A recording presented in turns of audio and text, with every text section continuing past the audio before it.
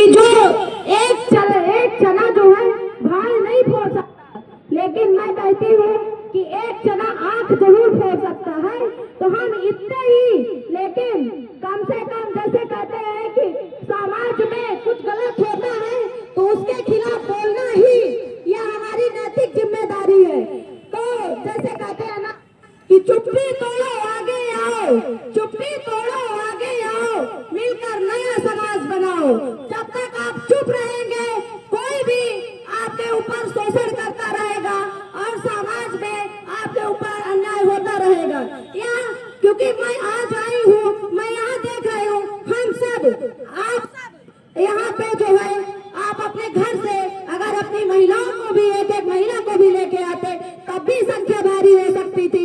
लेकिन यह समाज केवल पुरुषों का नहीं है, यह समाज केवल आपका नहीं है, क्योंकि कोई भी अन्याय होता है तो हमारी पीढ़ियों में, हमारे भविष्य में बच्चों में लड़कियां भी आती हैं, क्योंकि नौजवान वो भी हैं जो यूजीसी के कानून जिनके ऊपर जो है लागू नहीं किए जा रहे हैं। तो इसलिए हमें महिलाओं को भी आगे लाना चाहिए इनमें। नौजवान जब भी जागा इतिहास ने करवट बदली है, नौजवान जब भी जागा इतिहास ने करवट बदली है। युवा रक्त की गर्मी से बर्फ की भांति पिघलेगी, ये सन्नाटा टूटेगा, ये सन्नाटा टूटेगा, नई राह अब निकलेगी। हम सबको आगे आना होगा। युवा शक्ति का आह्वान है कि आज आप जो ये सब में हंगामा फैला हुआ है, जो लोग विरोध प्रदर्शन में उतरे हुए हैं, 100 में 90 शोषितों ने ललकारा है, 100 में 90 शोषितों ने ललकारा है। धनधरती और राजपाट में 90 भाग हमारा है। इस 90 भाग को हम लोग जो है कब्जा करने के लिए इतने लोग कम से कम गलत का विरोध करने के लिए उतरे तो हैं, लेकिन मैं आप सबसे यह आग्रह करती हूँ कि आप अपने घर से अपनी महिलाओं को भी आगे करिए, अपने बच्चों को भी आगे करिए, क्योंकि जो भारत में संविधान मिला है, यह संविधान जो है हमारे लिए बहुत सारे हक और कानून किसी के बाप की बपाती नहीं है।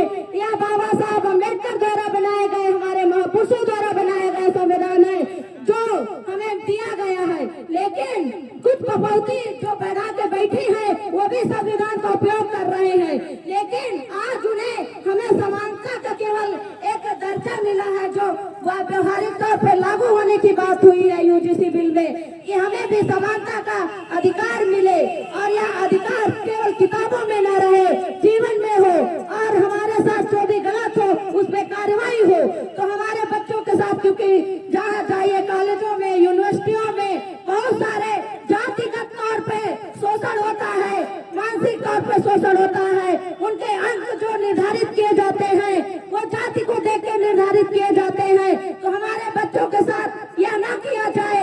यूजीसी बिल यह निर्धारित करता है, लेकिन हम लोग ऐसे हैं कि हम लोग यूजीसी बिल को जान नहीं रहे कि ये बिल क्या है, ये बिल हमारे बच्चों के भविष्य के लिए क्या करेगा।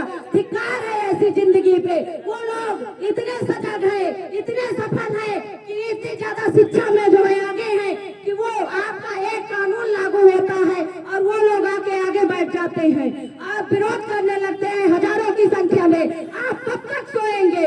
जो आप कह रहे हैं कि हम 90 हैं, 90 की ताकत को आगे लाइए, सड़कों पे उतारिए, नहीं तो धीरे धीरे करके आपसे जो भी अधिकार मिले हैं सारे छिन जाएंगे और आप फिर उसी गुलामी के शिकार हो जाएंगे। हम कहते हैं कि आप आगे आइए, हमसे कोई भी नहीं जीता है, क्योंकि जब भी हमने जागा है इतिहास की करवट बदली है। तो आपको जागना होगा और इस यूजीसी बिल को लागू करवाना होगा, वरना सुप्रीम कोर्ट का स्टे तो अभी रखा ही है और आप केवल हाथ मल कर कुछ दिनों बाद वही पुरानी व्यवस्था फिर लागू होगी। और बताइए कोई ब्राह्मण या कोई क्षत्रिय या कोई ठाकुर का बच्चा जिसके साथ कभी जातिगत शोषण हुआ हो या जाति के आधार पर उसके साथ भेदभाव हुआ हो, लेकिन आज देखने को ये चीजें हमारे साथ हर कॉलेजों में, जो अच्छे एम्स कॉलेज है या मद्रास का IIT कॉलेज है, रोहित वेमुला का केस है या जो है पायल तड़वी का केस ले लीजिए, बहुत सारे कॉलेजों में जातिगत देखकर भेदभाव किया जाता है, अंक भी वहाँ निर्धारित किए जाते हैं जाति को देख के। बताइए कोई ऐसा हुआ हो जहाँ पे ब्राह्मण क्षत्रिय जो है वो किए हो? उनके साथ तो हमारे संविधान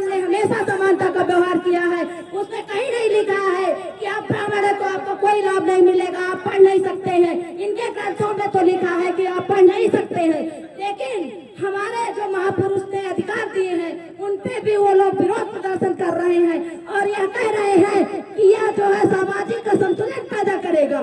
सामाजिक असंतुलन कैसे पैदा होगा? कैसे कोई हमारे मानसिक शोषित करे? यह शोषितों की मानसिकता है। यह